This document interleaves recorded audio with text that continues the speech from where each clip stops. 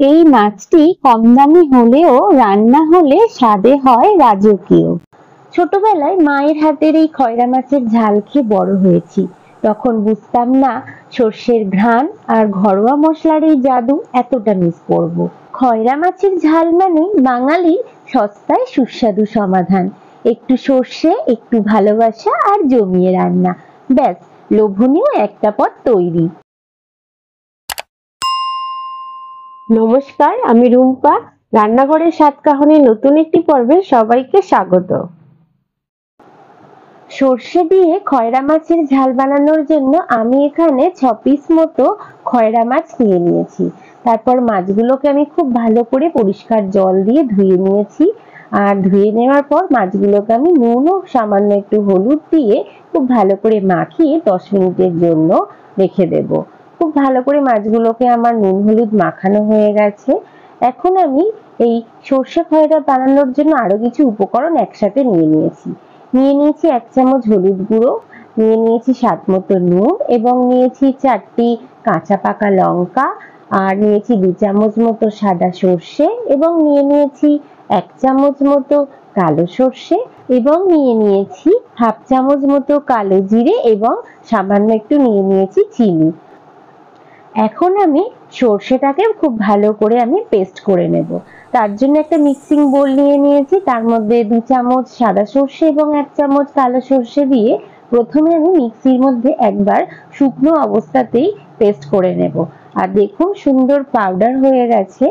আর এইভাবে শুকনো অবস্থায় সর্ষে যদি আমরা পেস্ট করে নিই তাহলে সর্ষে বাটাটা কিন্তু খুব ভালো হয়।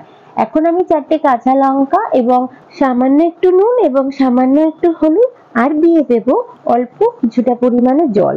আমি এখানে সামান্য একটু জল ব্যবহার করেছি।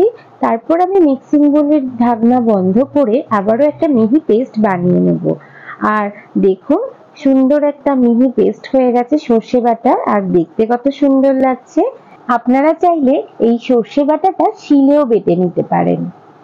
এখন আমি ওভেনে একটা কড়াই বসিয়ে নিয়েছি। তারপর কড়াইটাও খুব ভালোভাবে গরম হয়ে গেলে আমি এখানে দিয়ে দিলাম 4 থেকে 5 চামচ মতো সর্ষের তেল।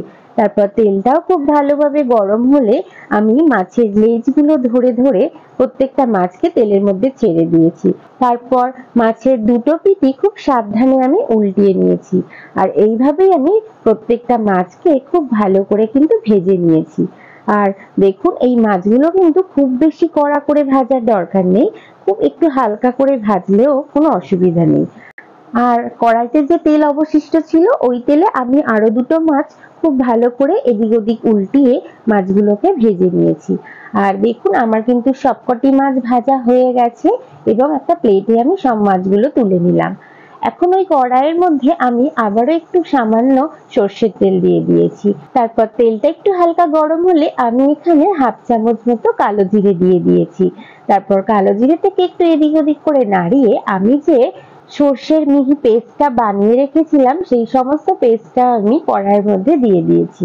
তারপর মিক্সিং জারের মধ্যে সামান্য একটু জল দিয়েও সেই জলটাও আমি কড়াইয়ের মধ্যে দিয়ে খুব ভালো করে আমি সর্ষেটাকে একটু হালকা আঁচে ফুটিয়ে নিয়েছি। এখন আমি এখানে দিয়ে দেব স্বাদ মতো নুন এবং হাফ চামচ মতো হলুদ গুঁড়ো। তারপর খুব ভালো করে আমি হলুদ গুঁড়ো এবং নুনটাকে এই সর্ষের বাটার সাথে খুব ভালোভাবে মিশিয়ে নেব। আর দেখুন হলুদ দেওয়ার পর সর্ষে বাটাটা কত সুন্দর দেখতে লাগছে। এখন আমি এখানে হাফ কাপ মতো জল দিয়ে দিলাম। তারপর খুব ভালো করে সর্ষেটা ফুটে উঠলে আমি এখানে দিয়ে দিয়েছি ভেজে রাখা মাছগুলোকে। তারপর মাছগুলোকেও খুব সাবধানে আমি মাছের এপিঠ ওপিঠ একটু সর্ষে বাটার সাথে মাখিয়ে দিলাম। আর দেখুন মাছটাও কিন্তু সর্ষে বাটার সাথে খুব ভালো করে আমার মেশানো হয়ে গেছে। এখন তরকারিটা একটু হালকা ফুটে উঠলেই আমি এখানে দিয়ে দিলাম 3-4টি মতো কাঁচা পাকা লঙ্কা আর দিয়ে দেবো সামান্য একটু সর্ষের তেল। তারপর আমি ঢাকা দিয়ে আরো 5 মিনিটের জন্য খুব ভালো করে তরকারিটাকে ফুটিয়ে নেব। দেখুন আমি ঢাকা দিয়ে 5 মিনিট পর তরকারিটাকে নামিয়ে নিয়েছি। আর দেখুন দেখতে কত সুন্দর লাগছে এই রান্নাটি, আর এটি খেতেও কিন্তু অসাধারণ স্বাদের। গরম গরম ভাতের সাথে এরকম সর্ষে বাটা দিয়ে খয়রা মাছের ঝাল হলে আর তো কোনো কথাই নেই।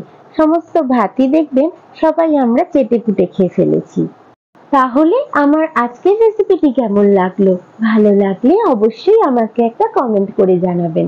সেই সঙ্গে লাইক, শেয়ার এবং আমার চ্যানেলে নতুন বন্ধু হয়ে থাকলে সাবস্ক্রাইব করার অনুরোধ রইল এবং পাশে থাকা বেল আইকনটি প্রেস করে অল নোটিফিকেশনটি অন করে দেবেন।